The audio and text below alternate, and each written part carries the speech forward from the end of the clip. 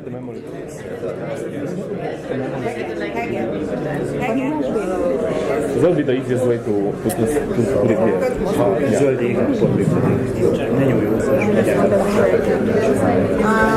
Shall we start?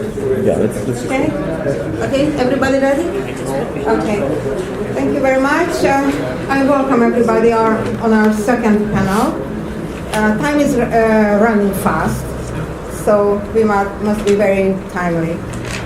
The only thing I would like to say as an introduction to this panel is that I think the first panel set a very high academic intellectual level to our discussion, which was very good. And it also presented a sort of bird's view on the problems of the East-West, North-South divisions of the European Union, about the causes and about the phenomenon which we can now observe. I think in this panel we are coming down a bit closer to the ground, a bit more sort of practical attitude. We are going to have in fact 5 speakers. Why don't we start? Yes, come on. One paper Yes, 3 papers and 5 speakers. Yes. The first, because there will be a first speaker who is going to be Cornel from the Boston University, and then we are going to have 1 paper presented by 3 Hungarian guests, and then this is a sort of a sandwich model, and then we are going to have Bojan from Ljubljana, again speaking about something that I would like particularly ask him to explain about what is Lochnerism, which I had to Google up yesterday.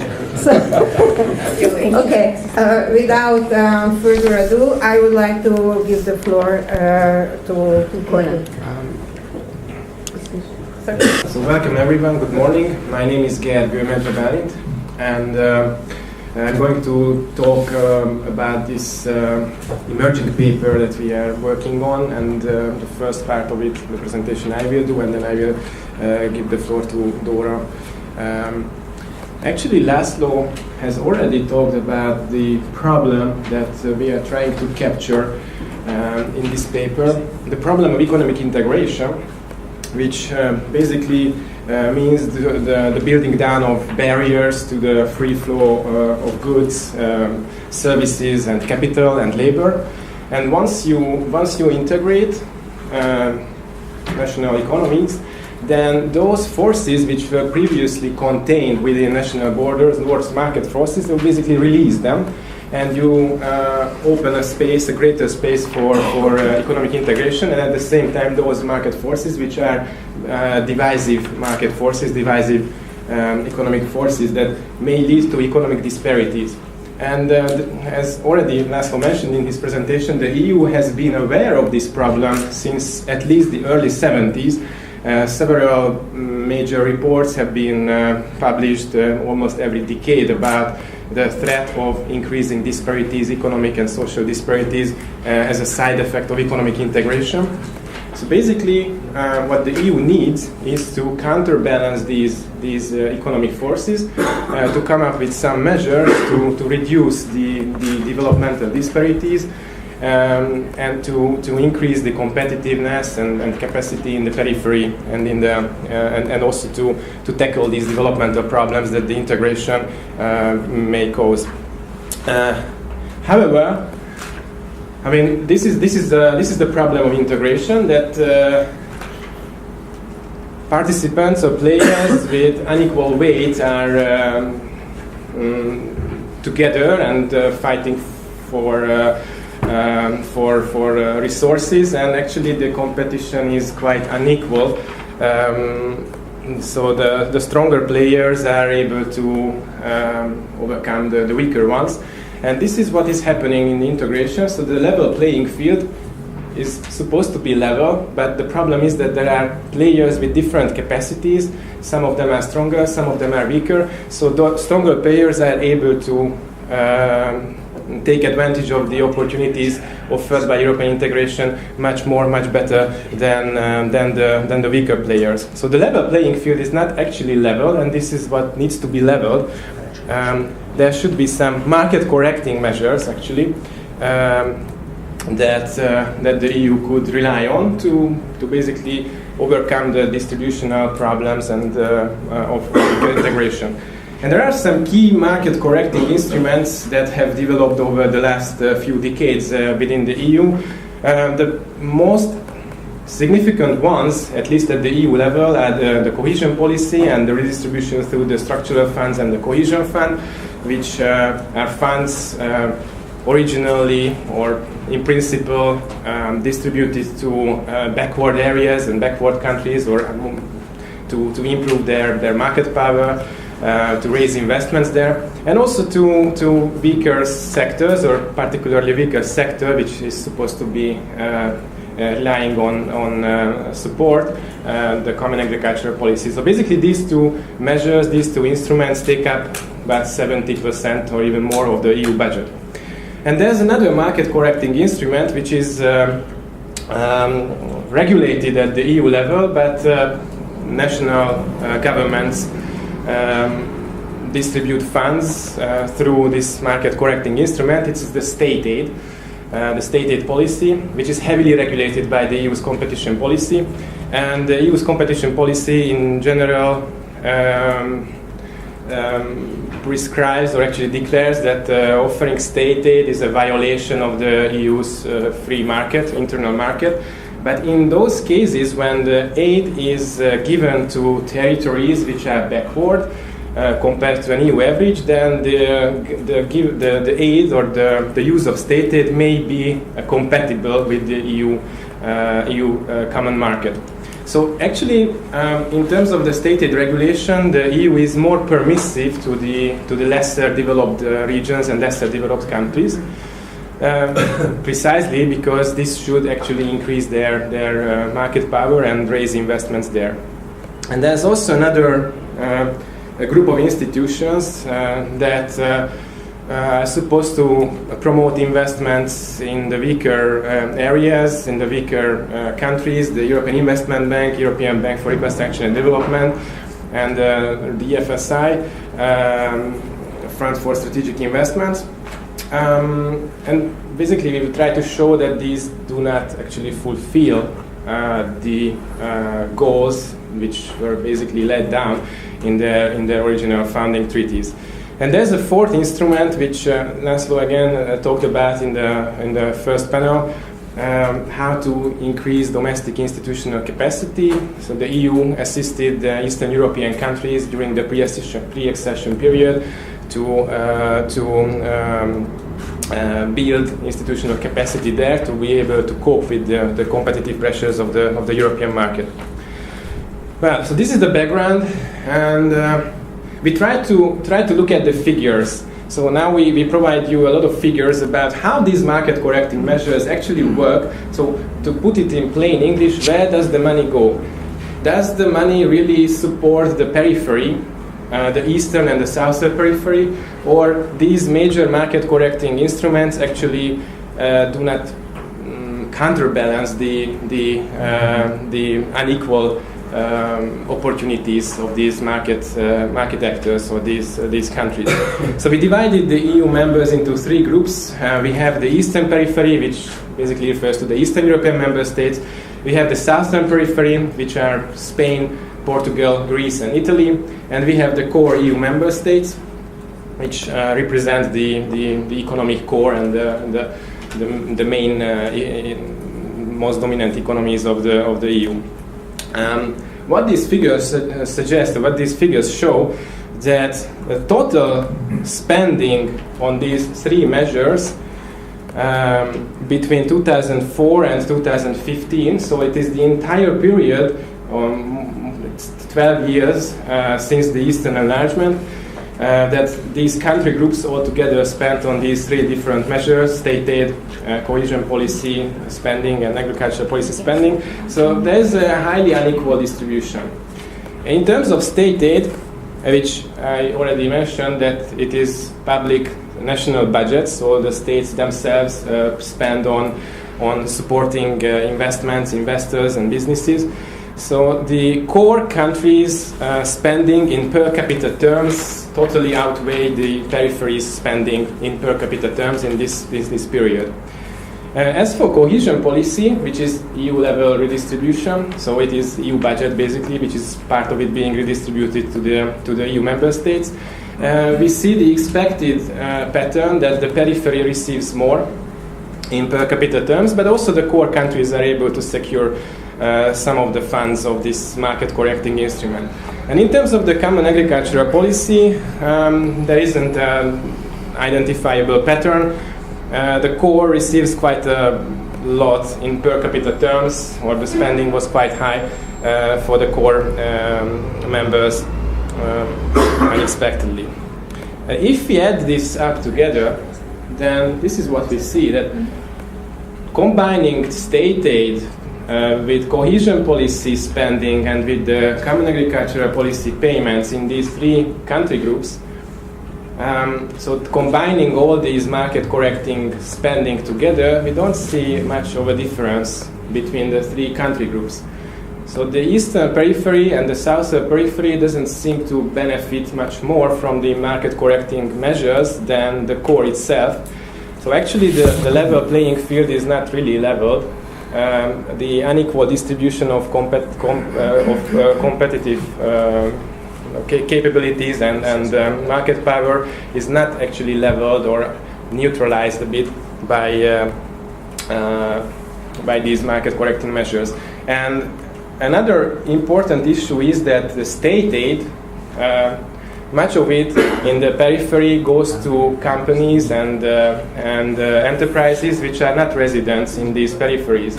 So much of this state aid is being supporting the core economies and the core economies businesses.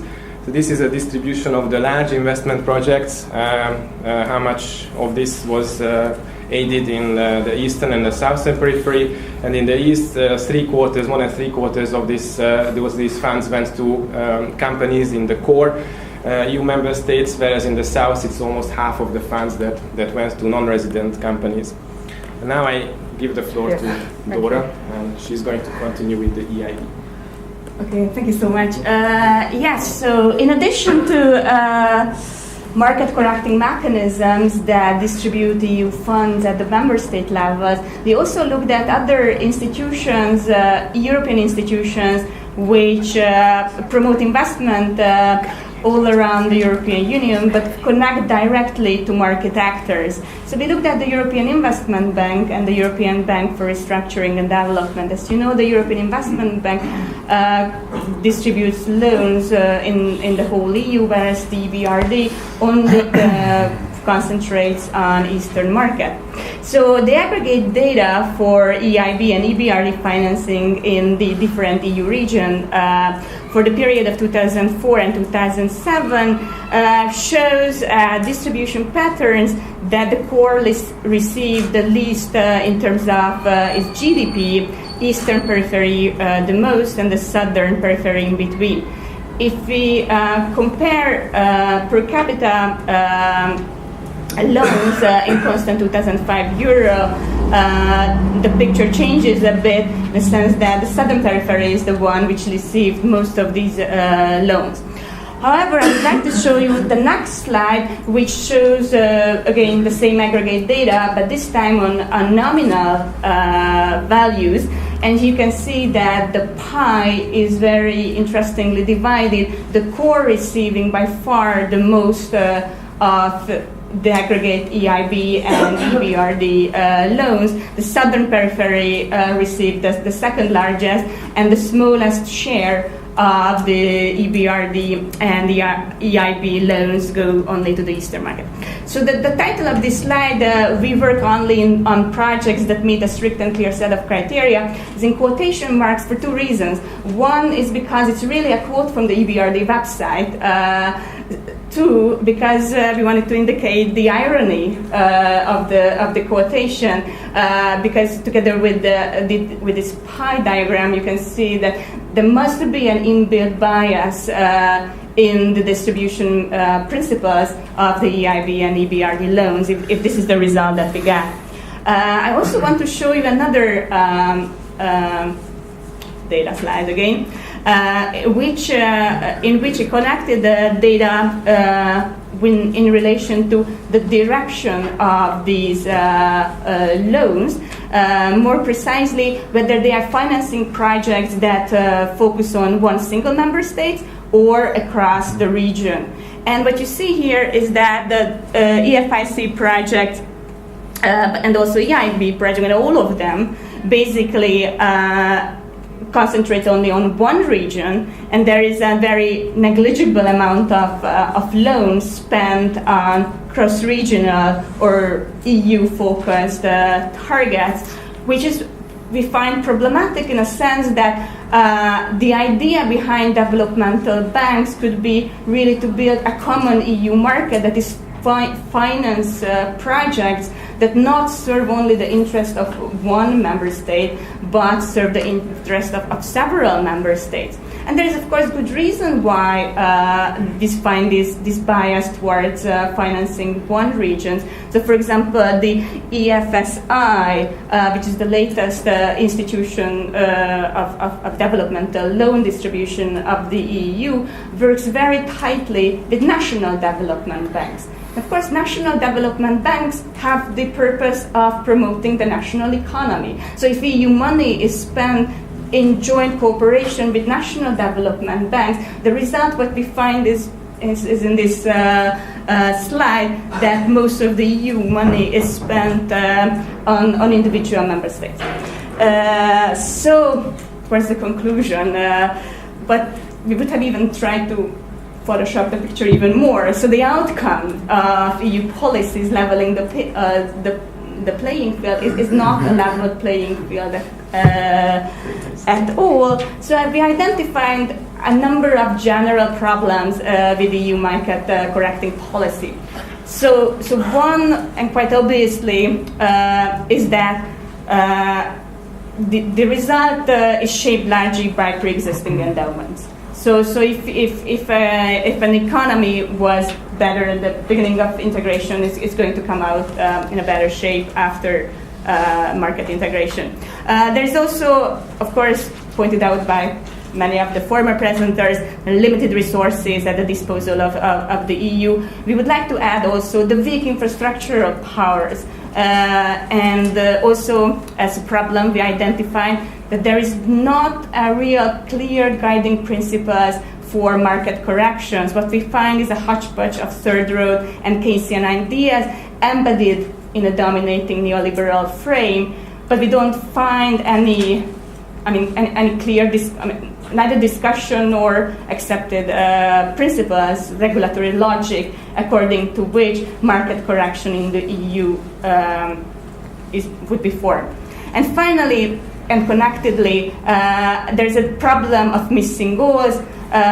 We don't find, or we didn't find, production of regional public goods, programs that could serve the longer-term common interest of EU core and periphery at the same time.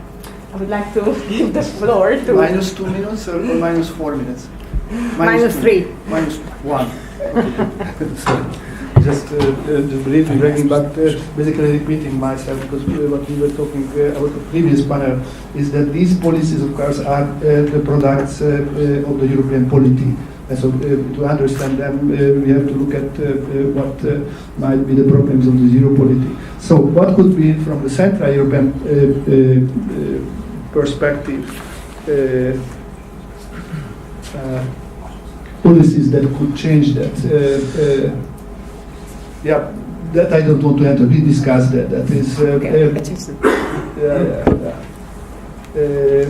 So, from the perspective of European, what kind of reforms, or what could be the, so to say, signposts that the reforms go in the right direction in market policy? And look at from the perspective of policies, institutions, and polity. So, policies that would reflect the common longer-term interests of countries from core and periphery would be there.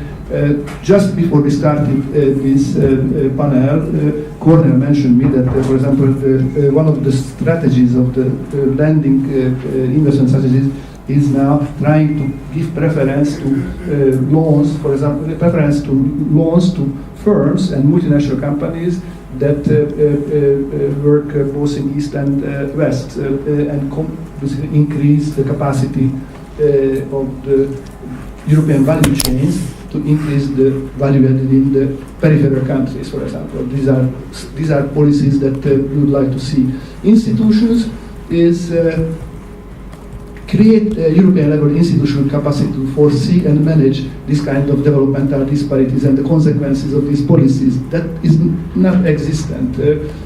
Any federal state has a Ministry of Economy that looks at economy from this perspective. That is missing from Europe. So any kind of move in the direction of having, in the end, a DG economy would be that. We mentioned in the previous panel, Dóra mentioned this question of state institutions. You cannot have common policies for catching up if the domestic institutions that are responsible for development are completely under national controls, and national incumbents can do whatever it pleases them with judiciaries or with state bureaucracies. That's also would love to see changes in that. And finally, probability we discussed, and that will be the topic of the whole afternoon, that preference of a political representations that can give representation of the common interests of the Europeans and use it as a counterweight to the representation of the interests of the member state. Thank you.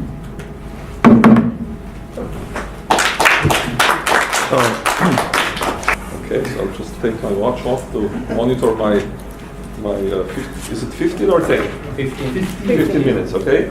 So first I want to thank you to László and Gabor to bringing me here, and also I would like to echo Federico's earlier support for CUI. I think it's very important that we speak out if there is injustice. If we don't condemn it as Martin Luther King, then we endorse it. So I think it's very important we express our views on that. And then going quickly to my topic, first, apologies for two things. I sent you the paper, which has very little to do with the topic of what I'm going to discuss today. And second, as I was told by my Hungarian fellows here, apologies for both those who are Europeans and don't know what Lochnerism, and for those who are Americans and other who know what Lochnerism is, but apparently I would have to say a little bit about it, otherwise it would be impossible to continue my presentation, because I wanted to use it as just as an illustration and for the larger debate, which is of course the major object is the problem of the change European monetary architecture, as Federico said in the first panel this morning. So very briefly, Lochnerism was a case first, Lochner versus New York, decided by America's Supreme Court. But what is more important, it signals, it basically means a way of legal philosophy of understanding which sees markets as part of a natural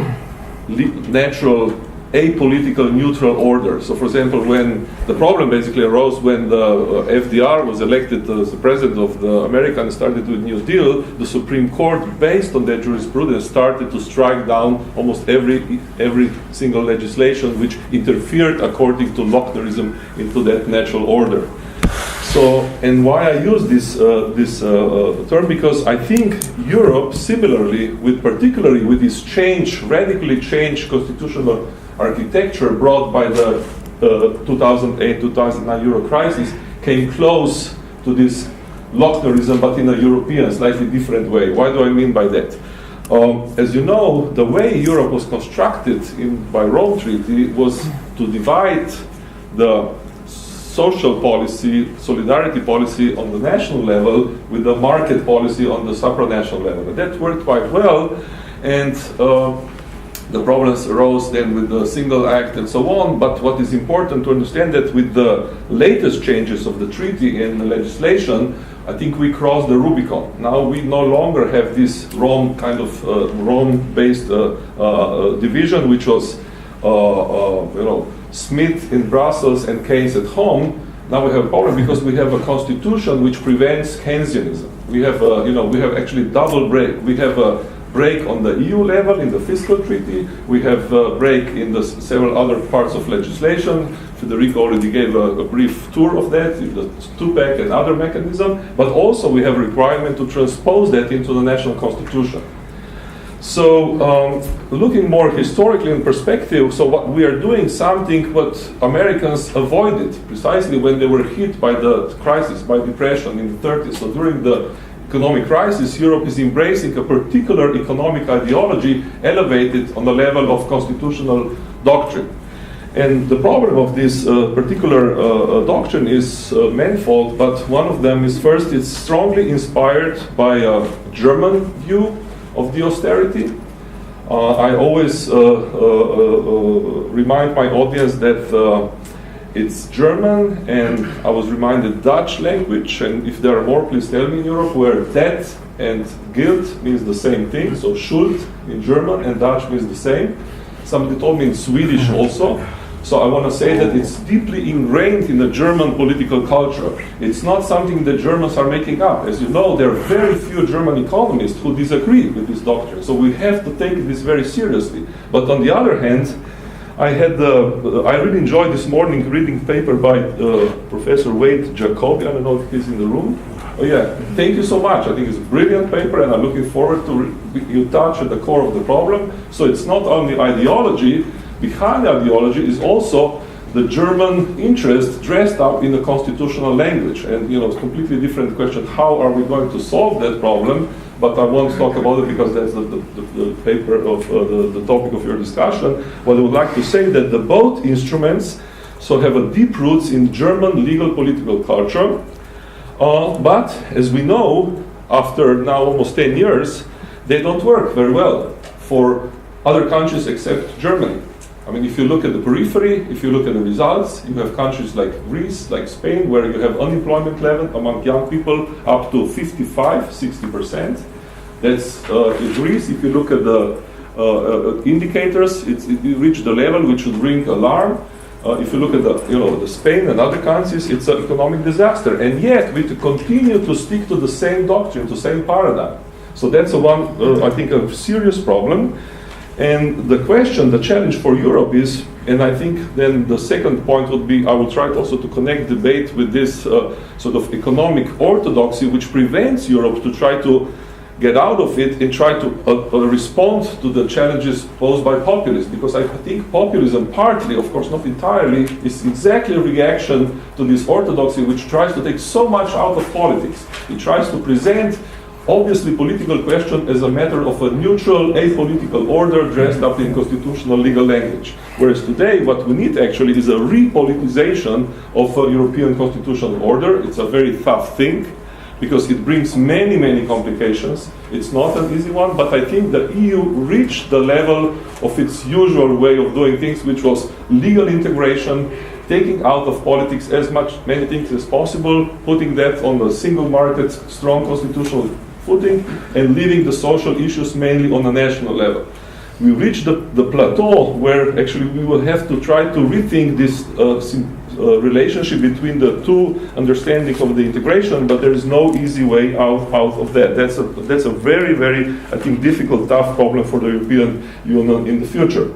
And also, if we speak realistically, I mean, what are the chances that Germans are going to reverse their position? I would say almost zero. If you take the way how the new coalition is probably likely going to be structured, the requirements of the liberals, who became all of a sudden completely skeptical about any debate about further European integration, probably the likelihood how the CDU is going to respond to the rise of the Alternative for Deutschland. I think it's, I like the introduction actually, both by László and István this morning, this optimism, now the populism is gone, and we can go. But I'm here, I would have to say, I'm a strong believer in Europe. For me, Europe means something very existential. I think without Europe, we are in a great danger. I think Europe without European Union means nationalism. And what nationalism in Europe means, we all know. It means very bad things. But on the other hand, I'm in a way, I have to tell you, it's not a joke actually, it's a story from my good friend and co-author of the paper which I sent you, Ivan Berend, who told me that actually the Hungarian optimist is contradiction in terms.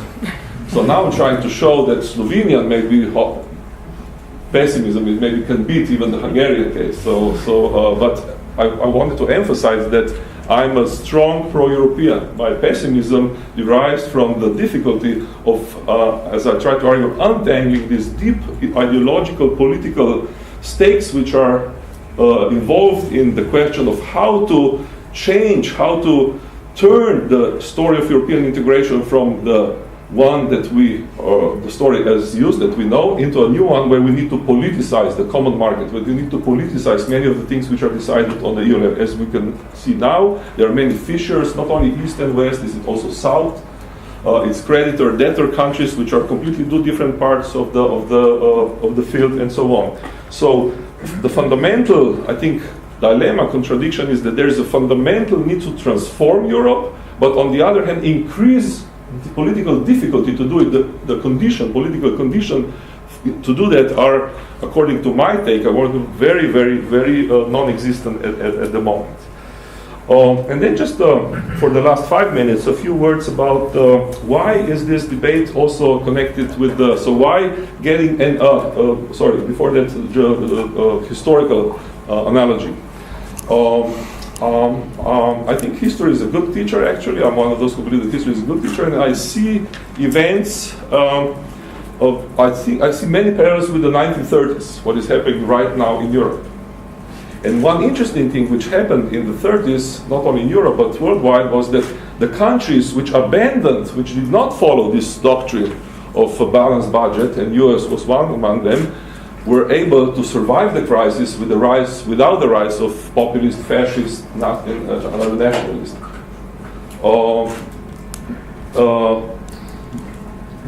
Today, for example, what we see is that the populists are very skillful in taking advantage of this situation, European Union, in offering precisely the problems which other mainstream parties, because of their commitment to the core EU, are either unable or politically fear to offer, which is like, more social programs, more social benefits. Look at the Polish peace, for example. What they did first, they come to the power, special family allowance, immediately changed the retirement age, which was,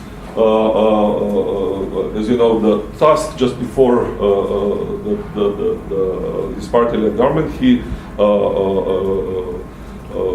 radically lifted the retirement age to 67, now it's back to 60. So all these measures which the European center left basically is either afraid or was unwilling to do because of many constraints imposed by this European economic, monetary, constitutionalism way of thinking. So to come to the conclusion in the last 2-3 minutes, I think we need different Europe of investments, Keynesianism. We should not be, shameful of basically repeating the old genius of Keynes when, there's a need for investment. We have a state, and why not to use it? Deficits is nothing bad, actually it's very good. But as you see, we are imprisoned into an economic straitjacket which prevents us of doing that. So that's one thing. And this is, of course, nice thinking, wishful thinking, but the concern is, where to find the agents for that. And if you look politically, realistically, there are actually very few agents on the ground who are talking about it. There are very few parties who are even contemplating this kind of detour. So in this respect, this is probably academic wishful thinking, but I think it's one of the few possible routes which Europe has availed in order to transform current crisis into something that can win over the votes of the populists. If Europe doesn't do that, then I fear that populists have a good chance not to lose, as you say in the introduction, but continue further with their fight against the mainstream parties in Europe. Thank you.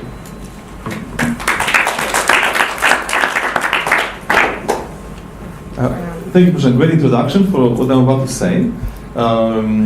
So, my basic argument is that that Europe is a sort of functioning schizophrenic patient muddling through life. And that's the Romanian version of optimism, I think, the table. And you know, psychiatry is one of our academic specialties worldwide, in many ways. So I'm going to talk about the sort of most hopeful of the developments, yes? Because on the one hand, if we're talking about what are the most important innovations post-crisis institutionally, there are two. Europe now effectively has a lender of last resort in the IMF style, in the form of the European Stability Mechanism, the largest creditor to the periphery. Lending firepower is enough to bail out most small peripheral countries. It is not enough to address Italy and Spain. So it is a woefully underfunded yet highly functional fund backed by Germany. So that's the kind of its version of bailing out countries looks like Stanley Fischer's IMF circa 1993. It really hasn't caught up with the IMF's latest insights about debt restructuring and fiscal multipliers and so on and so forth. So it is a sort of like time bubble in the essence. So let's call this austerity Europe, yeah, for the lack of a better term. But there is the sort of Keynesian Europe as part of the schizophrenic condition that I mentioned. So at least in design, the European Fund for Strategic Investment, known as the Juncker Plan, is widely introduced as the sort of the Keynesian compromise to the austerian position on indebted countries. Now, I published a book last year that looks at sort of the neoliberal vulgate in the periphery. It's basically Southern and Eastern Europe with Oxford University Press. Its main argument is that the crisis has brought a recalibration of neoliberal economics, and I define neoliberal economics in a very narrow way. Specific schools of economic thought that economists recognize, rather than what we social scientists think neoliberalism is. So it's a very extremely narrow technical definition. And the other paper that I used to depart in this study is a paper I published in Journal of Common Market Studies, and its basic insight is that Europe, the European Union periphery, is not a developed country when it comes to the bond markets. It's just like any other country. It's like Lebanon or Brazil or Turkey. Highly volatile, a sitting Turkey for a sitting duck for sovereign bond investors. So out of this, the tension between this kind of recalibration of the neoliberal vulgate and the fact that Europe is just another developing country, came my interest in the European Fund for Strategic Investments. And I was very lucky to talk to the upper echelons of FC when I did the report for Transparency International for them, on them last year.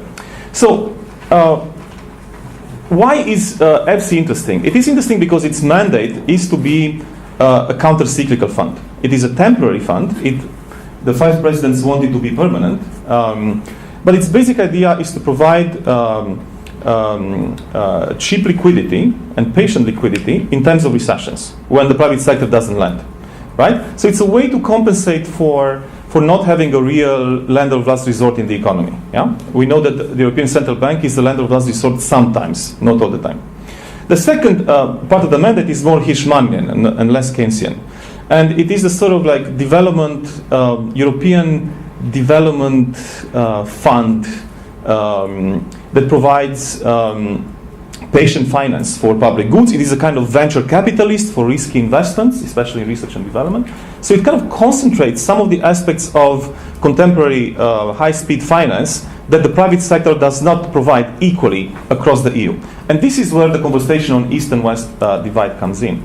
So it is a unique opportunity in the sense that in the way in which its mandate is described, it should ideally serve as a kind of Hirschmanian Keynesian counterpoint to austerity Europe, right? Now, my main point is that this project is half successful today. First, in the sense that it relies on a very problematic assumption that that those who can get the funds have equal access to information. So those who apply for the funds in the East, equal access to information about how the fund works in the West. Yeah. So it is a very neoclassical folly to assume the relatively homogeneous spread of information. The second is that the fund, which is run, by the way, by the European Investment Bank, as it has been said earlier on, running on European Commission money, so it's very much a supranationally funded project, has a very weak capacity to generate the absorption capacity in the East. That's a very structural capacity, Poland being the exception here, as we'll find later on. So it is a sort of market-based developmentalism, we could say.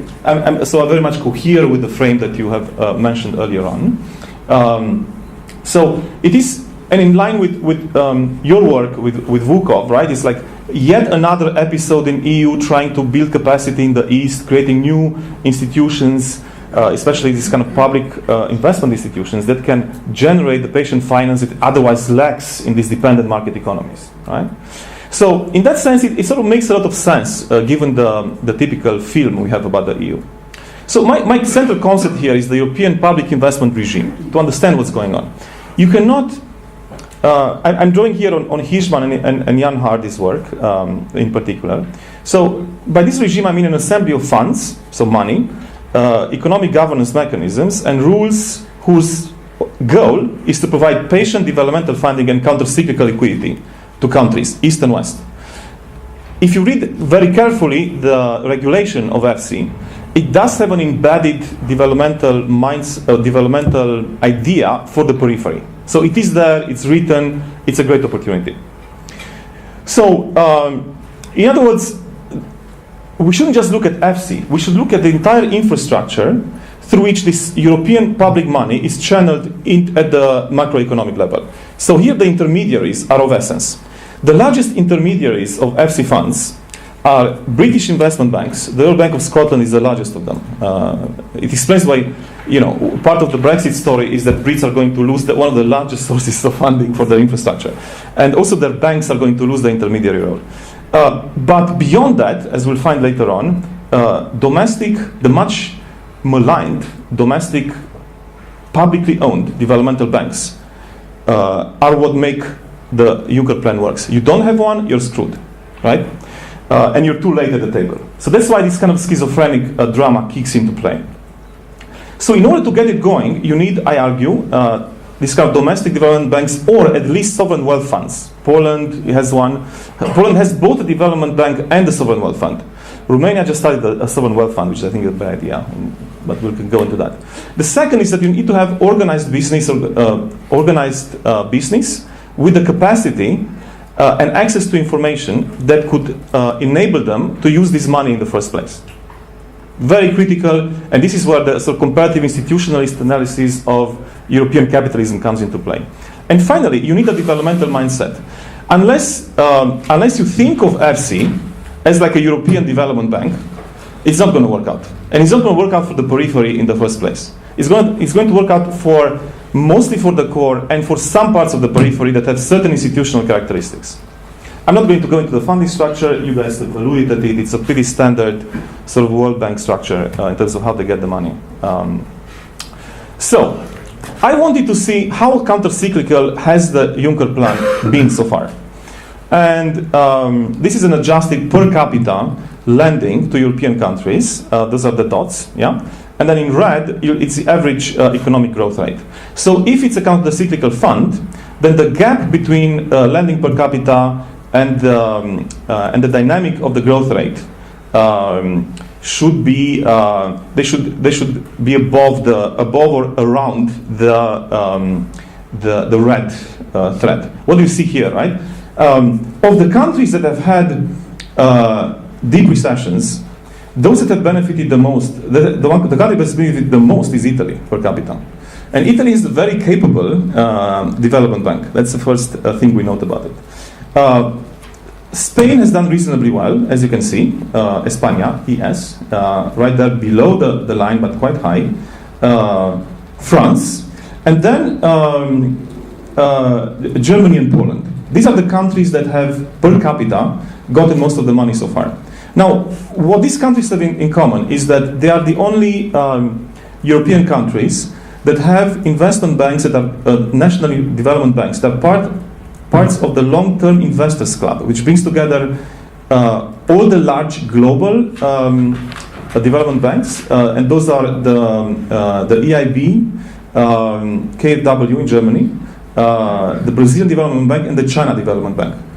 Essentially, it's a network of socialization. If you know how to write a business plan that's approved by FC, because you've been working with EIB and the KfW for decades as part of this investment club, you have the signaling mechanisms, you have the language, you have the trust that enables you to cash in, right?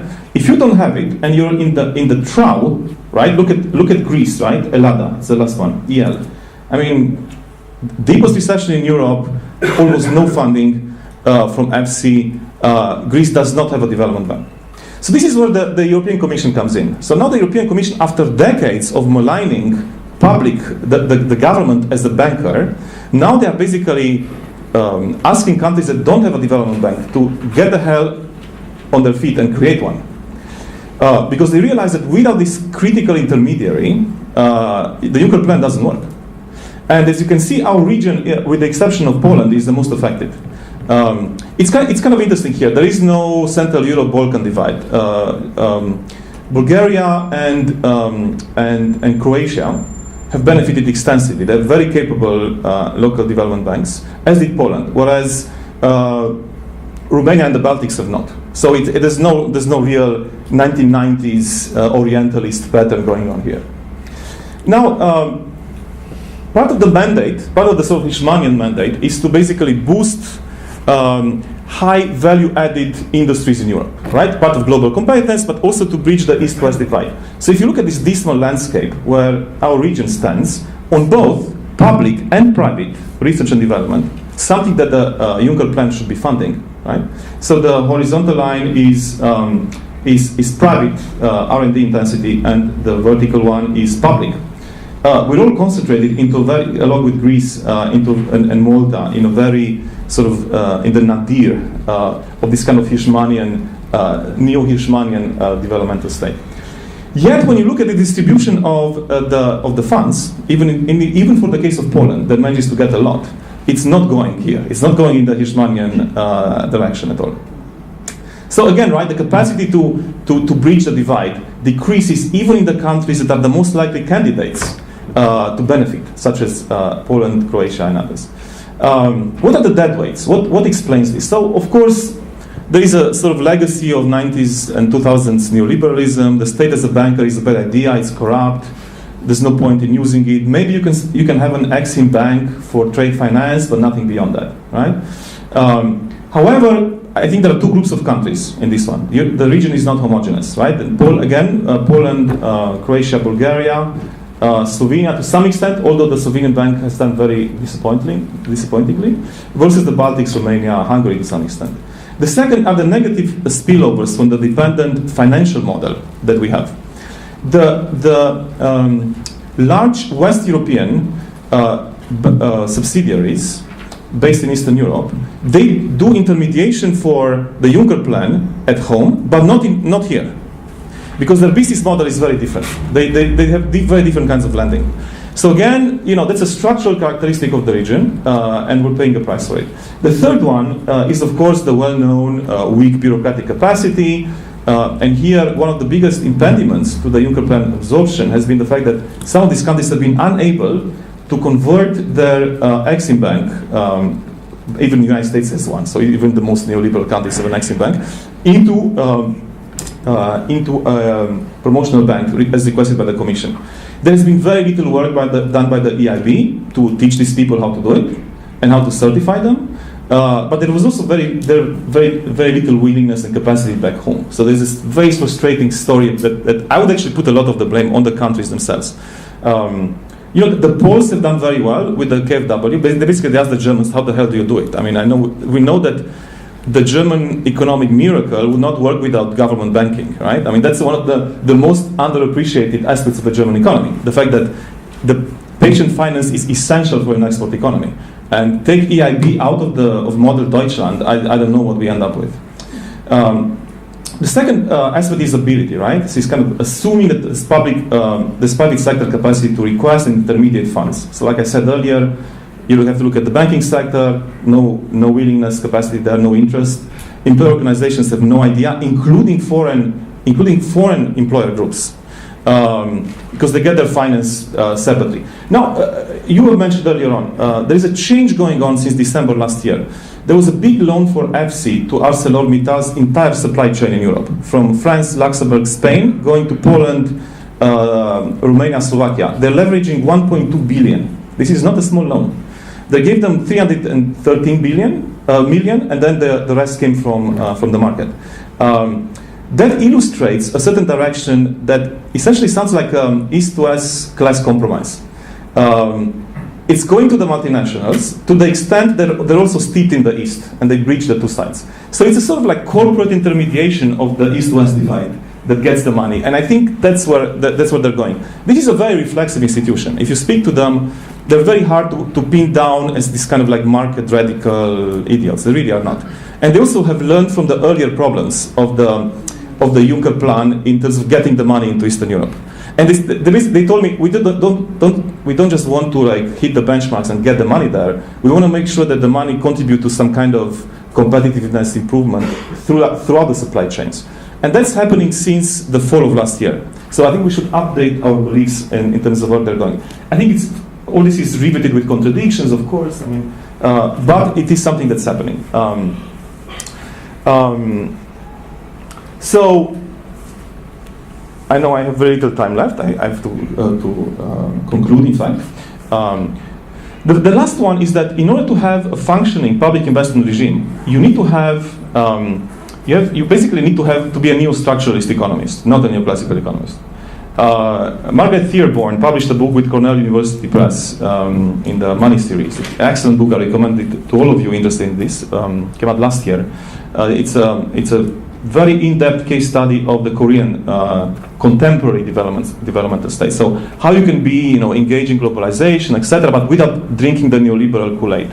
So essentially, if you don't have a neo-structuralist training in the higher echelons of the policy regime, it doesn't really work, right? And that's the lesson that's a Korean lesson, and one of our competitors, let's say, for how to run the Juncker plan. Does the Juncker plan meet those demands? No, it does not. It is, like I said earlier on, it is, and you guys have made the point, it's a very ideologically inconsistent idea, right? It's like, let's do level playing field, but we know it doesn't work. Some institutional sensitivities, a little bit of Keynesian counter-cyclical spending, but dependent on local capacity. We know that capacity is not there, but we can't do anything about it because it's a weakly supranational body.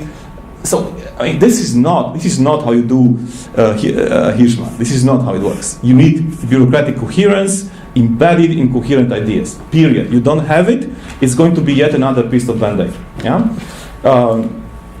So this kind of intellectual hegemony of the rule playing field. I mean, let's wake up. Let's wake up to the reality of the German model. I mean, if indeed the direction of Europe's management of the crisis is to make everyone acquire German institutions, let's also acquire 30% of the banking sector in public ownership. That's also the German model, right? How can you do it? According to BIS, there's going to be another financial crisis. We're going to have failed private financial institutions. How about nationalizing them? That has happened. The IMF has recommended many countries to do this in crisis. Sweden has done it in the 90s.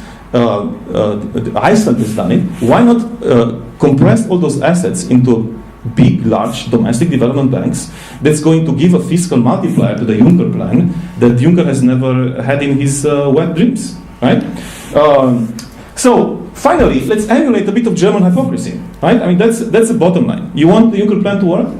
You need scale. It's not just enough to have a little Exim bank that's 0.6% of the financial sector in your country to mobilize prestige projects that are Potemkin villages, right? And enable FC management to check the boxes. Let's have a real European public investment regime to survive globalization. Thank you.